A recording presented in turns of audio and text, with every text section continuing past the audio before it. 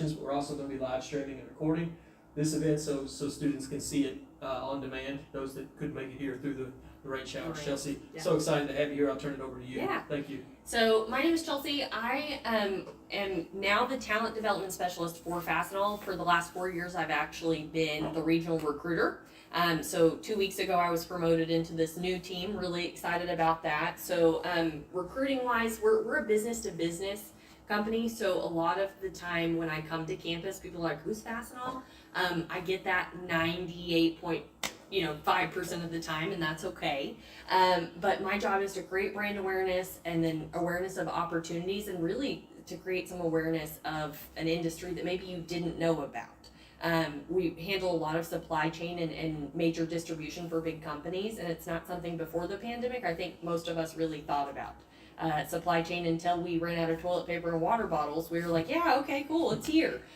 When it wasn't there, that's when it got to be a challenge. So today I'm going to share a little bit about how to research companies and find the right fit for you. I know when you're considering opportunities, especially as you approach graduation, it can be really stressful trying to figure out, where do I want to go? Who do I apply to? What kind of company do I want to work with? How are they aligned with my career goals and really my moral compass? So we're going to talk about all of those things. So let's start with you.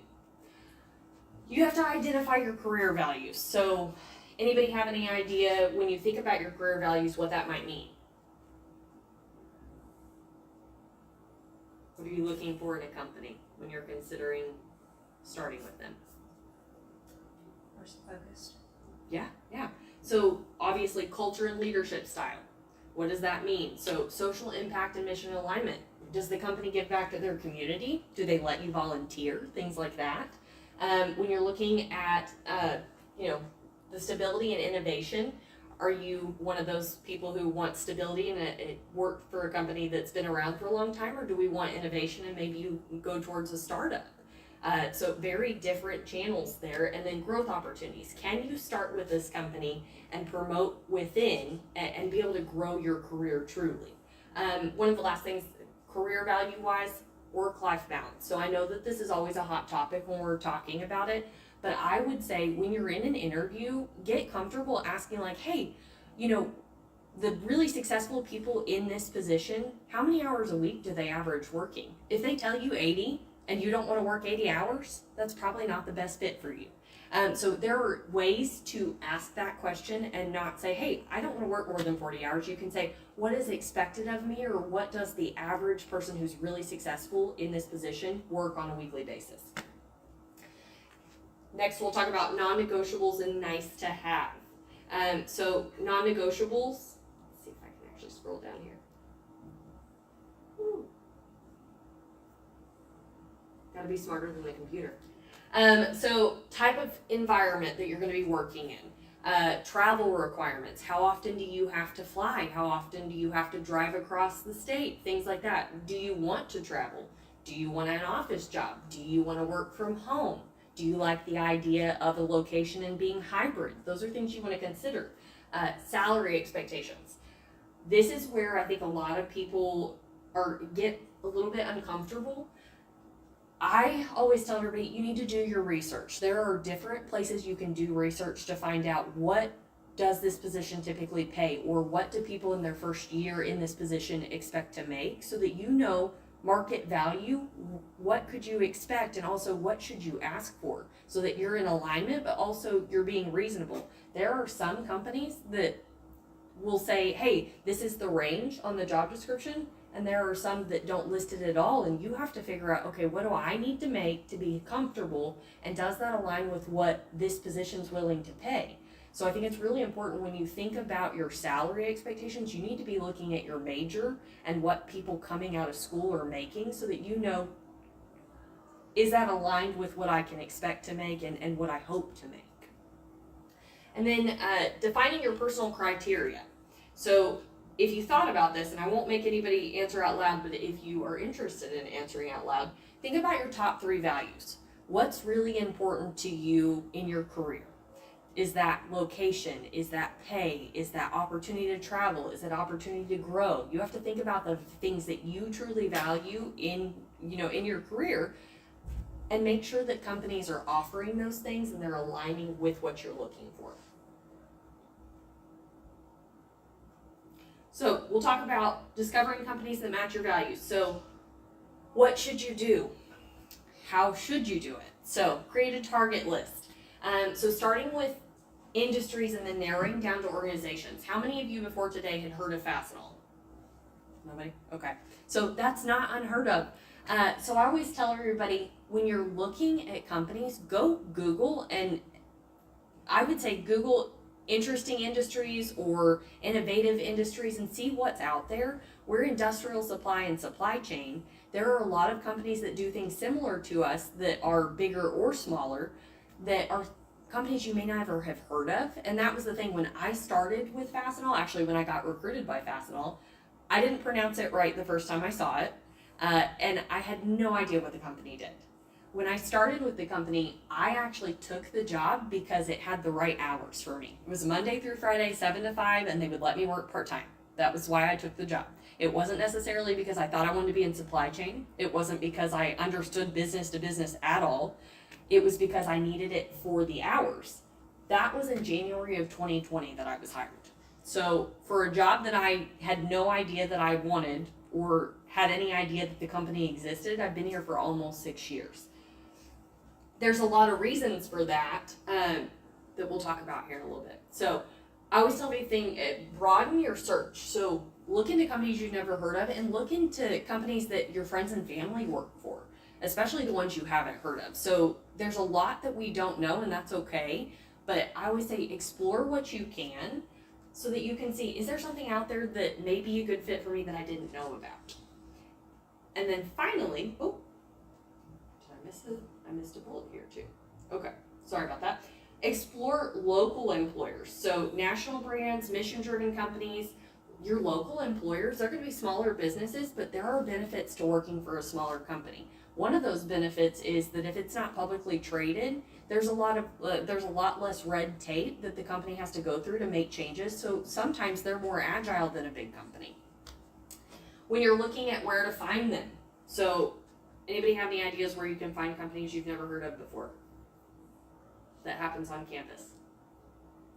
Job fairs. Job fairs. Yeah. So job fairs, and I put all caps here. Job fairs, career services, and professor suggestions. Info sessions like this one, great place to learn about different opportunities and learn about what these companies are expecting and what they have to offer for you. LinkedIn searches. So I would say follow people who are innovative and check out the companies they work for. Job boards like Indeed, Handshake, and ZipRecruiter, those are good places to learn about opportunities as well. Okay, so tools and platforms for company research. How many of you have ever heard of the Better Business Bureau? Okay, so one maybe. Okay, so that is a thing in the United States that you can look up companies, and a lot of them are business to consumer companies. So there's not a ton of them that are listed on the BBB that are business to business, but business to consumer companies. When you look at the Better Business Bureau, the really cool thing about this is it actually is going to show you what their rating is because they have reviews from complaints or things like that, and how did they handle those complaints. So when you file a BBB complaint, and I can tell you about a time I did, it actually requires them to respond, and if they don't respond within 3 days, they get marked down points on that rating. So, and this is a national covered thing. So I had a dealership, I bought a car from a dealership, and I signed a document that I was trading in a hail damaged vehicle. What they didn't tell me is that the vehicle I was buying that was brand new had already had hail damage and they had fixed it. So they kind of bait and switched me. I signed this document because I thought it was because I was trading in a hail damaged vehicle. So I filed a BBB complaint and I said, I feel like this was dishonest practice. I would like them to fix this appropriately. There's still damage you can see. And so they responded to me and they actually ended up taking my car and fixing it. And then I had to finalize the review so that they wouldn't be marked down on the BBB. So when you look at that, there are repercussions for these companies if they choose not to take care of your complaints because they're going to get marked down there. I always tell everybody red flags to look for on BBB. When you see consistent complaints of something, that might be a business that you don't want to purchase from and you definitely don't want to work for. Okay, so LinkedIn and Glassdoor. How many of you have been on Glassdoor before? How many of you have seen some really rough reviews of different companies on Glassdoor? Okay, so think about this. I always take Glassdoor with a grain of salt. I do look at it, I just weigh it with a grain of salt because if you have a bad experience, you are 4 times more likely to post a review than if you have a good experience. So somebody who's unhappy or disgruntled is much more likely to raise their hand and say, hey, this went really wrong. So with Glassdoor, I would say weigh that pretty lightly. If you see the consistent thing where it says this company doesn't pay enough or this company has terrible benefits, maybe take that. But if you have someone that says the managers here are awful and you don't see that as a consistent complaint, just know that it might be worth exploring the opportunity and seeing what kind of feeling you get from that office. And then LinkedIn, so obviously you can go on and see their company pages.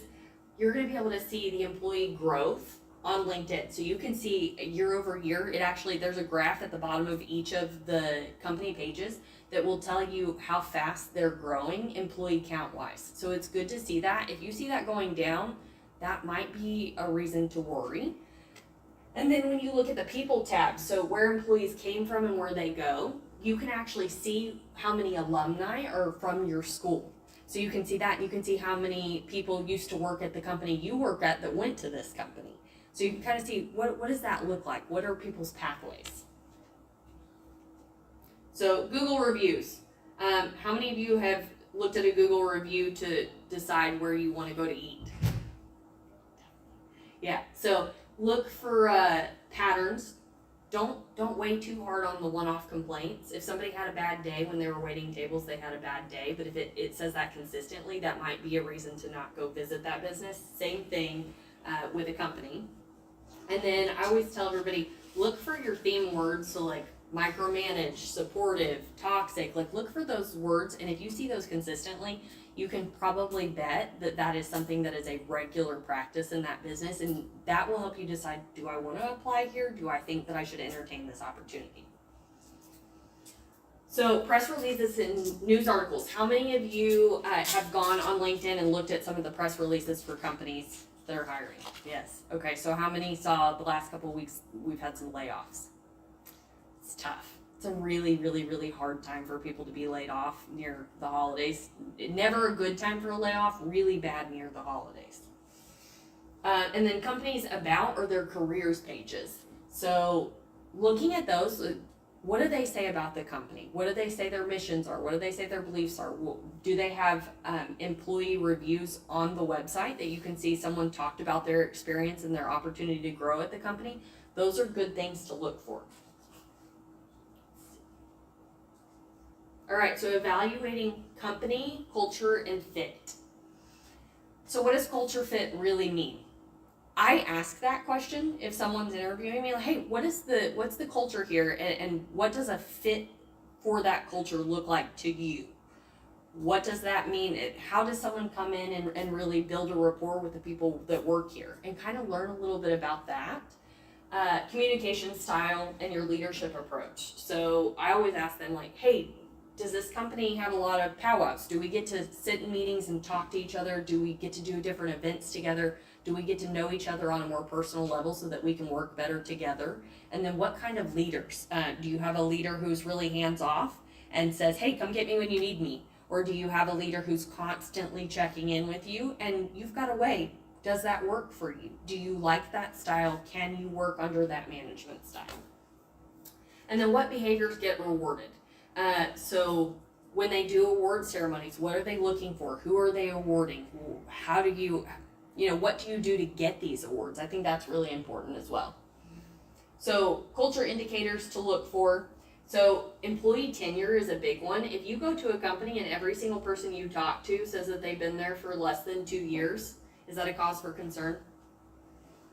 It may be, because if you don't have anybody at that company that's been there for 5 or 10 or 20 years, it might be a cause for concern, because that means people start here but they don't stay here. Why is that? And then when you're looking at recent layoffs or rapid turnover, that's a big indicator of how the company is managing their funds. If you see the same companies, especially big companies, doing layoffs year over year, I would caution you to figure out, is that really a company you want to invest 40 hours a week into, or 40 plus? Initiatives for DEI. I know that DEI has kind of been, that word and phrase has been taken out of a lot of businesses because of the government. I would say ask them about their employee resource groups. Ask them about, do they have cultural celebrations? I think that's really important. And if that's important to you, you need to make sure that that company is offering those things if it's important to you. And lastly, your learning programs and your community involvement. Do you have the opportunity to do additional trainings, especially the ones outside of your job role, so that you can continue to grow with the company? And then the community involvement. Do you do canned food drives during the holidays? Do we do blanket collections? Do we do volunteer work with Habitat for Humanity? So thinking about the opportunities you have to be able to give back through the company is really important. And then finally, spotting red flags. Can anybody tell me what a red flag might be for a company when you're looking at it? No? Okay, so lack of clarity. If you ask them what it looks like to grow with the company and they can't tell you, I think that might be something to be a little worried about. Vague job postings. If it feels like you read through this whole job posting and you don't know what the job really entails, I would be concerned about what you're going to be doing on a day-to-day basis. And then this is one of those things that is overused, I would say, but if a company says, we're like family, well, there's a lot of dysfunctional families. We don't want to work in a dysfunctional office. So I always say, like, hey, what's the culture like? How, do the employees here like to go have a happy hour together? Do they spend time outside of work? Like, is that encouraged? Is it discouraged? Like, find those things out. I think it's really important that you're going to spend more time with the people you work with than you do your family during the week. It's really important that you at least semi-like them. Yeah, I'm sorry if I missed this, and I know this is a really tough questions for students to answer, because a lot of times you don't get to ask these really meaningful questions until you're in an interview. Yeah. And you're making the job decision. Some tips for ways to find this out, and I know you've given a few already, but asking someone, I mean, there's no substitute, I suppose, for asking someone, trying to get as close to the job as you can before you accept it. But do you have any other ideas for how to answer some of these questions when you're not necessarily at the interview Yeah, so stage? to get answers for the question, Yeah, what yeah. is the culture like? That's So, complicated. Glassdoor, obviously, Right. LinkedIn, and I would say too, if there's a company you're very interested in, look up the people who are working there and feel free to message them. Now, here's the deal. I would say it's probably 50-50 that you're going to get an answer back, but if you say, hey, I'm really considering an opportunity here and I'm interested in this type of role, I'd love to hear about your pathway to that role, and you're going to get a lot from that.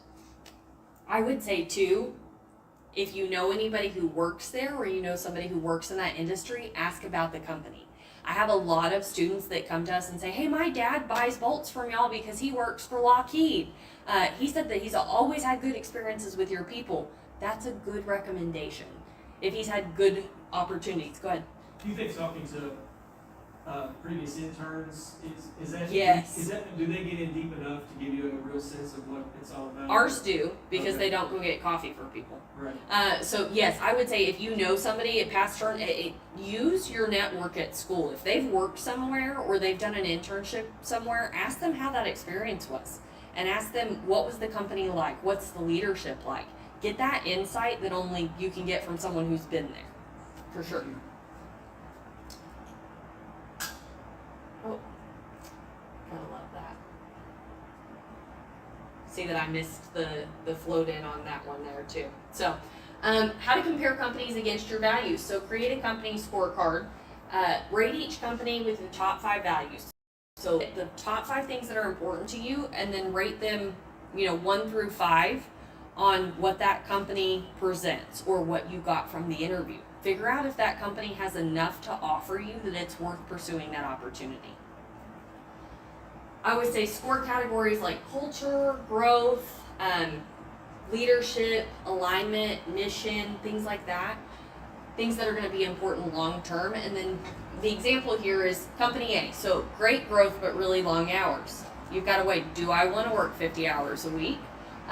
Company B, strong culture, but lower starting pay. So I will tell you guys just a really quick story. So I was in sales up until about 7 years ago.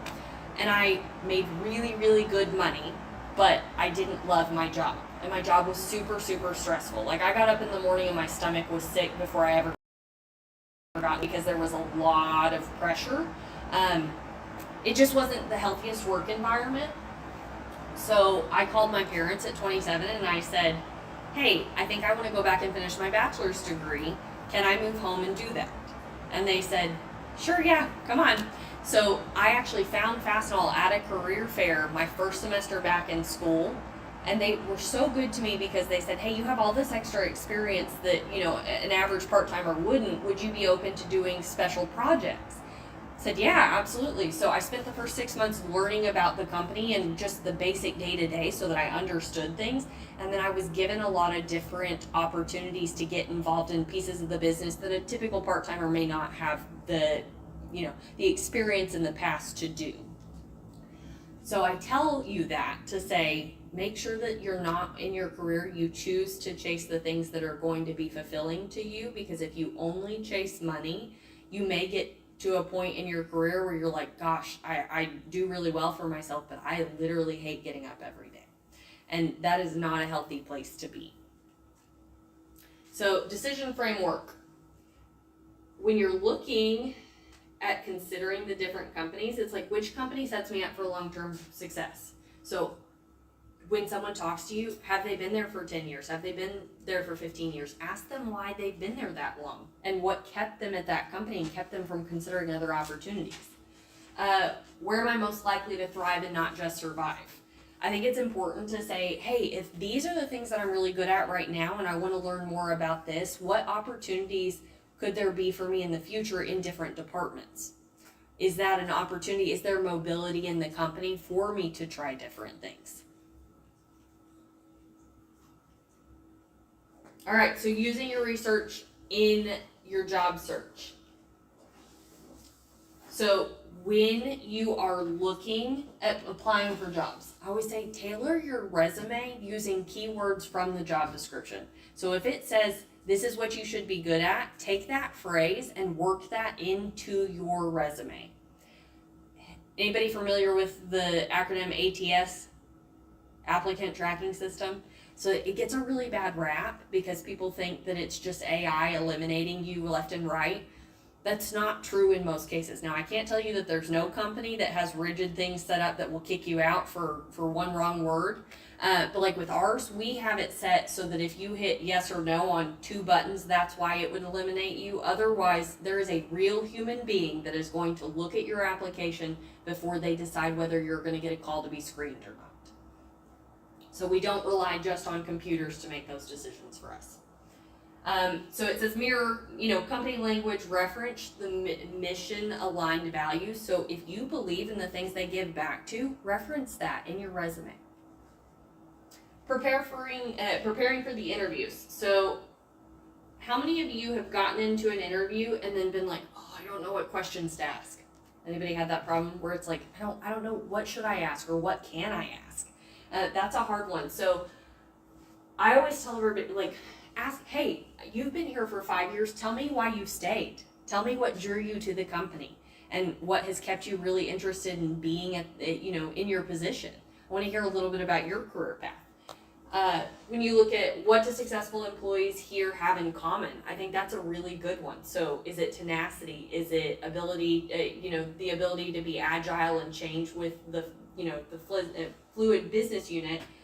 How do leaders support balance in their employees? Do they let them take on new projects? Do they allow them to do training outside of their typical job? I think it's important to know, do you have to stay in your lane, or are you welcome to try other things? And then show you did your homework. So that one really, when you can reference in your interview anything you learned about the company or something unique that you were like, that was really surprising to me that Fastenal has 3,600 locations and is in 25 countries. If you tell me that you did that, like you're telling me you did that research without saying, hey, I did this research. You're saying, hey, I thought that was really cool and really unique because I hadn't heard of the company before, but you guys are huge. That's going to be impressive to us because we want to know that when you applied, it wasn't just because you could click the easy apply, it's because you really thought about, could this company be a fit for me? All right, so takeaways. And I think I went quite a bit faster than I thought I was going to. So knowing your values. I think it's really important to know what is meaningful to you. Are you looking for a company you can grow at? Are you looking for a manager that's going to challenge you? Are you looking for a manager who is going to hold your hand? Do you want someone to leave you alone once you've learned to do your job? So weigh those different things. I think it's important to look at the salary range. And I think that's one thing, really, truly, there are people who say, well, when can I ask? It's how you ask. It's not when you ask. I think it's fair. If someone didn't give you the range before you started the interview, I think it's fair to say, hey, what does the typical person starting in this role average in their first year when it comes to salary? I think that's fair to ask, because would it be fair for me to ask you to go through a 3-interview process and we get to the end of it and I'm paying you $20,000 less than you can actually afford to live on? No, that's a waste of your time. It's a waste of my time. So I think it's important, just say, hey, on average, what does this position start? What's the budget for this position? I think that's a really good way to ask and put your toe in the water there, but not say, hey, I need this many dollars. It's saying, hey, what can I expect to make if I were to accept this role? Using research tools wisely. So anybody have a new one today that was on the board that you were like, I didn't know about that. I should try that. No? Better Business Bureau? I know most people hadn't seen that one. Looking for patterns and not perfection. This is one of those things I always tell students, if you're having a hard time with your search, broaden it. Look into positions and companies you hadn't looked into before. My little brother is a biomedical engineer and he graduated during the pandemic. So he had a really hard time finding his first job. He thought that he was going to come out making X amount of dollars, and it definitely didn't happen like that. But he also thought, okay, there'll be an opportunity at this company or this company, and these are pretty well-known companies. He wasn't getting calls back. So he had to open up his search to startup companies, and he actually worked for 2 startup companies in the first 3 years after he graduated before he got on to Baylor Scott & White. So he had to take some steps that maybe he didn't want to, or maybe he wasn't super excited about, but he went to those companies and he got to learn, and he continued to interview so that he could figure out what was next.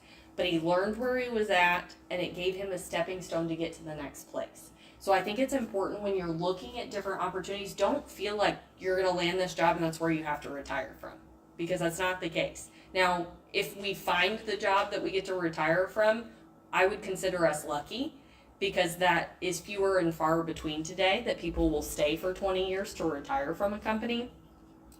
But look at it as a stepping stone and an opportunity to grow and see where you want to go next. When you're looking for patterns and not perfection, that really is, hey, what does the research say? What do people say about the opportunity? What does the company say when I'm sitting in my interview? And then choosing companies where you can grow and contribute. How many of you work today? Jobs? Anybody have a job? Okay. So at that job, have you had conversations with your boss or maybe a mentor and said, hey, what are other opportunities once I've, mastered this position and I'm really good here? What other opportunities are there for me? Anybody had that conversation? No? Okay. So I would say that sit down. Now, here's the thing. If you know you don't want to stay there, you don't have that conversation. If you're like, hey, this culture maybe not the best fit for me, I think I'm going to look for my next opportunity. But I would say if you like the culture, if you like your boss, have those conversations. Ask them, hey, what does it look like for me to be able to be promoted? What does it look like for me to have the next step in this opportunity? What do I need to be doing now to position myself well for the next role? that was one thing. So with the regional recruiting position, when I started in that role in January of 2022, it was a brand new team. I was one of the first 5 that were hired. There's 22 of us now, so it's a much bigger team than it used to be. And I said to my boss, hey, I really love this, and I know that this is, we've got a lot of work to do to build out this department, but I don't want to be in this forever. These are things I want to be able to do. What should I be learning? What should I be studying right now? Where do I need to pick up new responsibilities to position myself well for the next opportunity? So I told him early on, we were like a year and a half in, and I'm like, hey, I love this, but really, truly for my family, I can't travel, half of the year once I start a family. What does it look like for me to position myself well for the next opportunity? Okay. What questions do we have? Thoughts? Feedback? Anything I went too fast through? Give everybody an opportunity, but I've got lots of questions. Were you about to ask? Go ahead, jump in here. So, I've heard that you also get to know about the company from Reddit also. Oh, yeah, that's actually not even when I thought ChatGPT didn't even tell me Reddit. So I asked it some questions. I said, okay, so what are some, if I'm looking this and this and this, what else could I look up? Where else can I research? Yeah, Reddit. Now, again, Reddit could be like Glassdoor where people go there because they're angry or disgruntled. So take those things with a grain of salt. I always say, like, here's the thing. If you see somebody, if Glassdoor, they have a 1 star, I would be a little nervous. If they had a 3 star, I'd be like, okay, I'm going to go in an interview. We're going to get a feel for the office. I'm going to meet some people. I'm going to ask some questions. And then I'm going to decide for myself. Is it really that bad? Does it feel like it could be that off? Or is there somebody who was kind of upset when they posted that?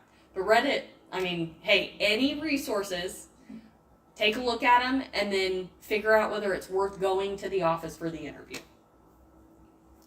Other questions? Go ahead. What if I've done a lot of research and I accept this position and then I find out this is terrible?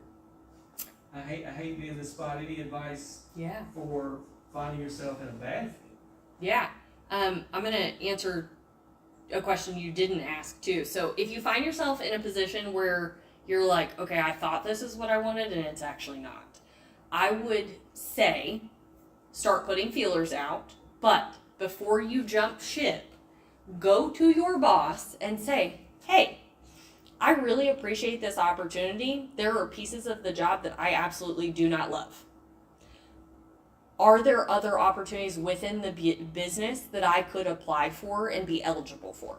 So at Fastenal, I always tell people, I would much rather you come to me and say, I absolutely hate what I'm doing. Please tell me if there are other options before you put your notice in. I can't fix something I don't know is broken. So if you bring it to my attention, we're going to do, if you're a great employee, I'm going to do everything I can to keep you. So I'm gonna pull things from all over the place. I'm gonna figure out, hey, are you willing to move? I've got an opportunity over here. So we're gonna give you the options we can. When it comes to starting a job, when you look at a job description, it doesn't always tell the whole picture. And there are times, I tell people all the time, I try not to catfish you with our job descriptions. So when I send you a position and you say, hey, I'm interested in that, can you tell me a little more? I give you the good, bad, and ugly. As a recruiter and as someone who wants you to come stay at the company long term, I'm going to say, hey, this is the fun part of the business. This is the not fun part of the business. And this is the part of the business that, like, I could take or leave. I give you those things. And if you ask a good recruiter, they will give you the good, bad, and ugly. Because they want you realistically to start the job and be like, this is exactly what Chelsea told me it was going to be. Rather than, I feel like she fibbed to me. She told me all the things I wanted to hear, and this job is awful, and I'm not doing what I was supposed to be doing. I don't want you to feel like you're imprisoned by a job. So it's important that the company that you're interviewing with be honest with you about the expectations and the opportunities you're going to have, but also what you're going to be doing on a day-to-day basis. And we've got several Rockstar students in the room. Maybe all of them are Rockstar students, and they're probably going to be choosing between multiple offers. Yeah. So it's something I've been hearing from employers often is issues and problems with communication and ghosting in particular, not showing up for interviews, those kinds of things, which could really be harmful to you, believe it or not. You think you'll never see these people again, but it's a small world. It and HR folks know each other, that sort of thing. So Yeah. could you provide a little advice about maybe trying to make a decision between multiple offers, or how to handle maybe too much success, or just any tips about communication in general in that area? I would encourage you, like that scorecard that I mentioned, or do a pros and cons list for each company and for each position. Think about, okay, what's really exciting about this opportunity? What are things that I'm like, I don't know about that. I'm not sure if I'm comfortable with that.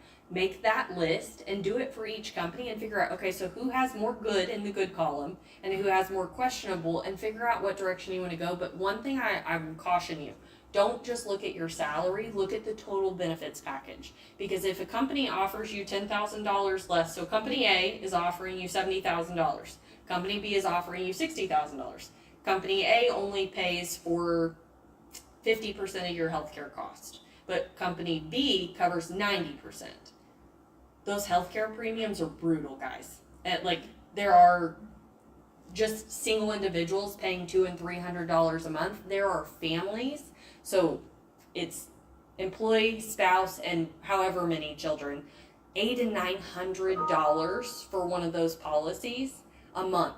That is a huge part of your check. And if the company says, hey, your portion is only $500 for your family, only $100, and it's only a $10,000 difference on the base, I would look at the one who has the better benefits. I would also caution you to ask, hey, how does the promotion opportunity work, and does your company do yearly annual raises? Do you have an opportunity to, if you perform really well, do you have an opportunity to get a raise every year? If you don't, that's one thing to consider too. Because if you start at this base that's $10,000 higher, but you can't get a raise for another 3 or 4 or 5 years, but this other company paid $10,000 less and you get a raise every year, you're going to even that gap up a lot faster than you think you will. Did I answer the question, David? Yeah, Okay. and more, the last piece I guess about is the communication piece. Yes. I know a lot of students, I don't say they lack confidence in communicating with the employer. They don't know how to phrase things. They Okay, don't know how so when you have to say, negotiating between 2 or 3 roles, and they're having to communicate that to multiple employers, and they're trying to kind of keep somebody warm and keep somebody on the, Yeah. keep their options open as long as they can. I know a lot of students do that, and Yeah. a lot do it poorly, or at least that's what employers will tell me. Sometimes, like I said, they just may just disappear.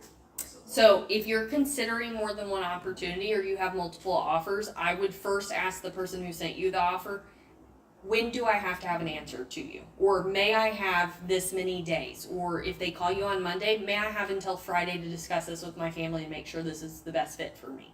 I would say, ask for some time to negotiate, to debate. If you're negotiating, I would say, when you go to the recruiter, I call you and I say, hey, I would love to offer you this position. It's going to be $60,000. This is your benefits package. If you could let me know by Wednesday. And you say, I really appreciate this opportunity. When I did my research, I was looking at recent grads and what they're typically making, and it looks like it's about 68. Is there any room to negotiate the base salary? I think that's fair. You did your research, but you do need to do your research. Don't just pull a number out.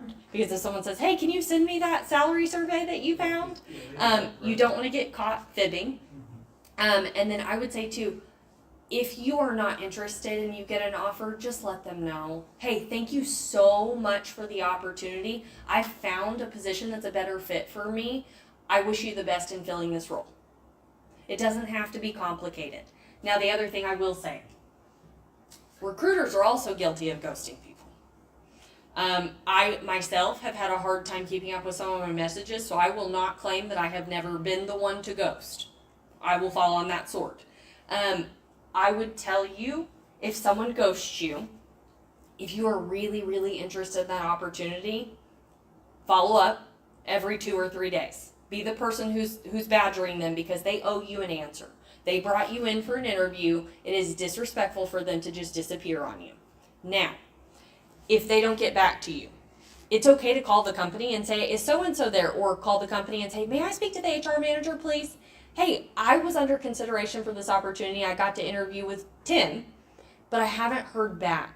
Are there any updates? Can you let me know if there's been an offer made or if I'm still being considered? I think it is fair for you to pursue an answer one way or the other.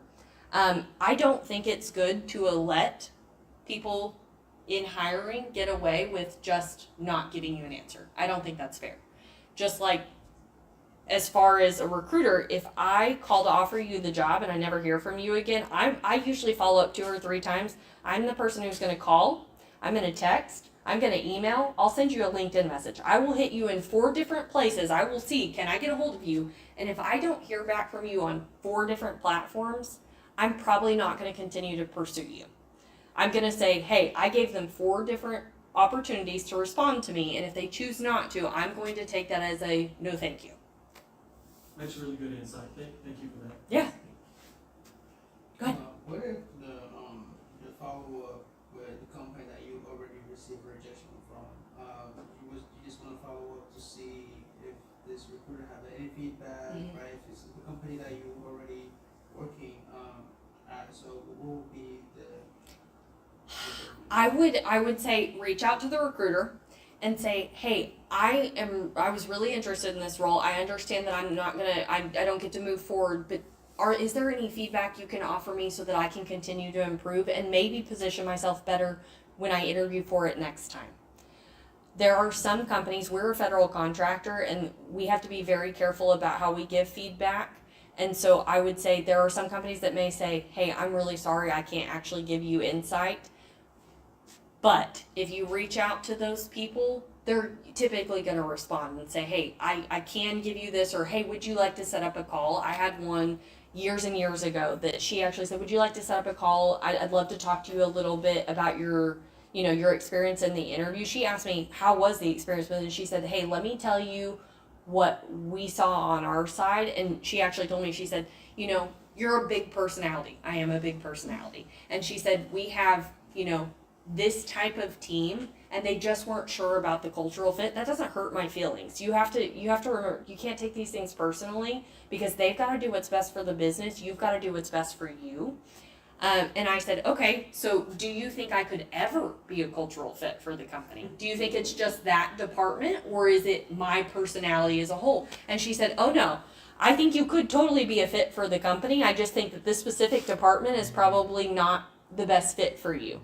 And there are some recruiters that will give you that feedback. That was a privately owned company. I would say the bigger the company is, the less likely they are to take on the liability of giving you feedback.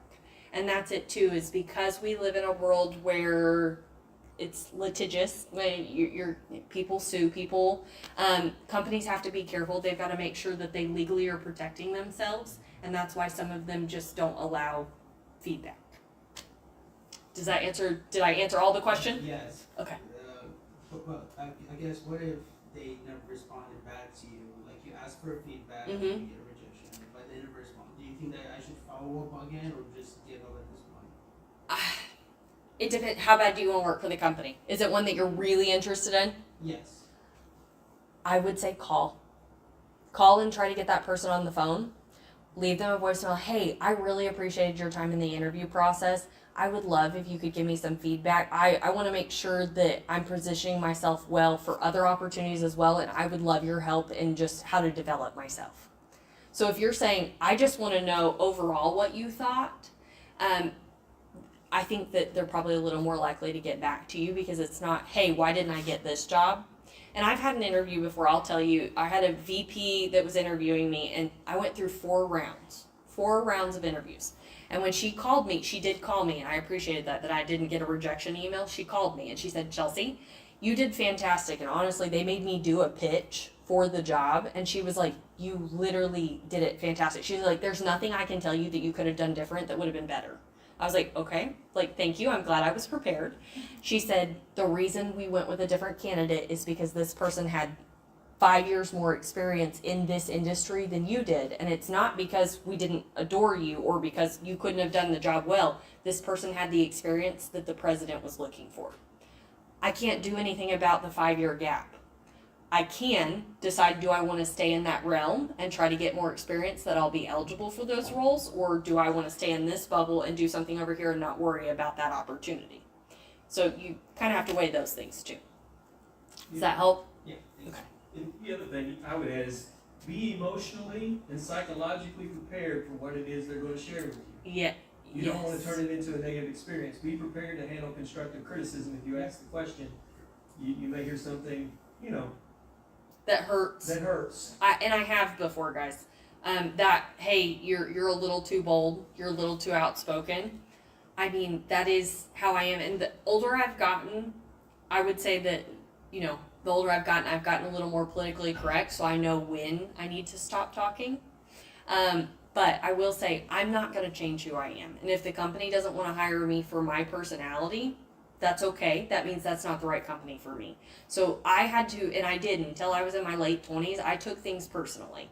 It was why I get my feelings hurt because they said, "Well, oh, you don't have this," or "You said this in the interview," and I was like, "Okay." But I had to realize, hey, they have to make the best decision for their business.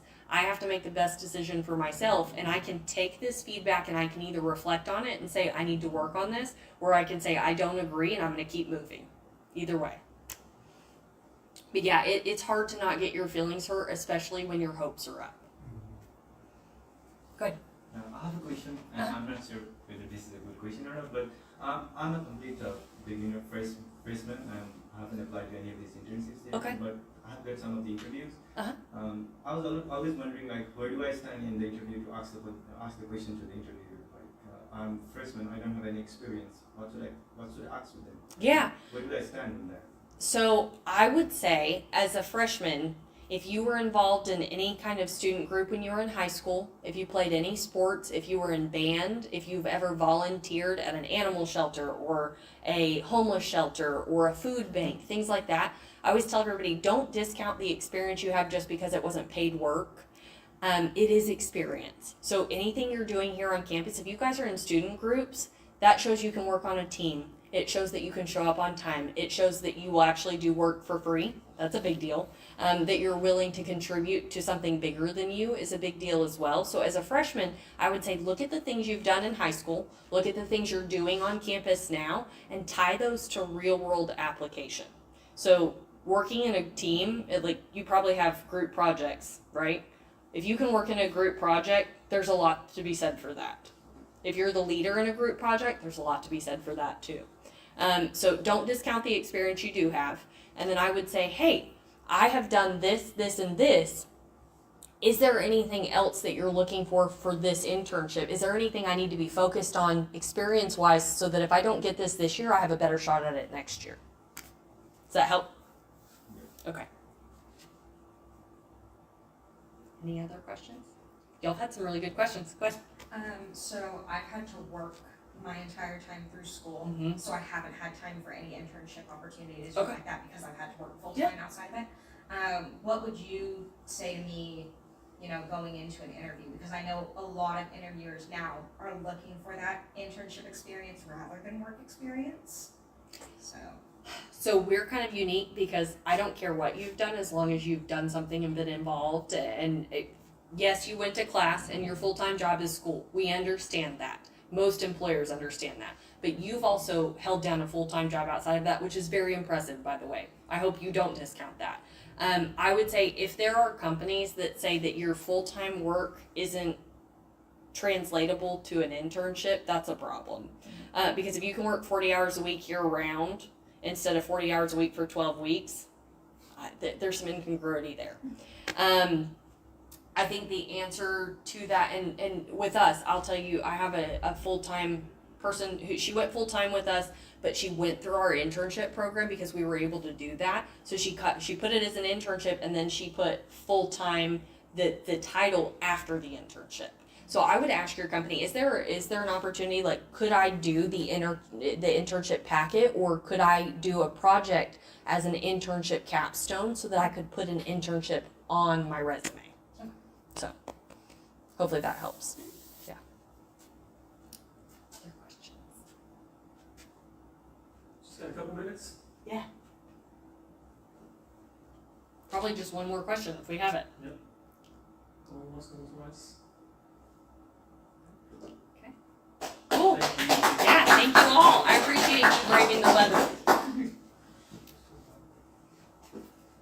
anybody would like to hang around and be in a photo, we're gonna put a cover slide up with the QR code, so that you can get Yeah, directly go to ahead. Fastenal's handshake account. We're gonna post this on LinkedIn, if it's not on LinkedIn, then you don't have to be in the photo, but if you'd like to be, we appreciate you having you. Be Mavs Edge famous. Mavs Edge famous, that's right. Stamp, seal of approval, stamp of approval, what you call it. We'll do one here, Chelsea, if you've got time, and we'll do one in the employer's lounge. 'Cause Yeah. the lighting, sometimes it looks like this is a smoky, if we've been smoking in here or something. It's Really? foggy and, yeah, it's lighting, I guess, it's weird.